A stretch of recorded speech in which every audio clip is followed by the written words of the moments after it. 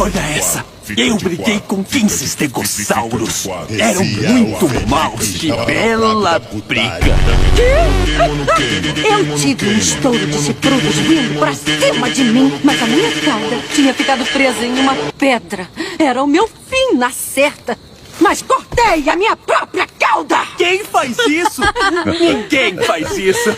Ninguém me conhece. Fazia quase 40 graus. Andei por 5 dias sem ter água, até ver um belo lago.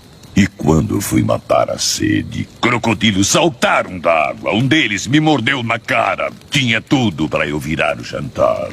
Mas naquele dia, ainda não tinha chegado a hora.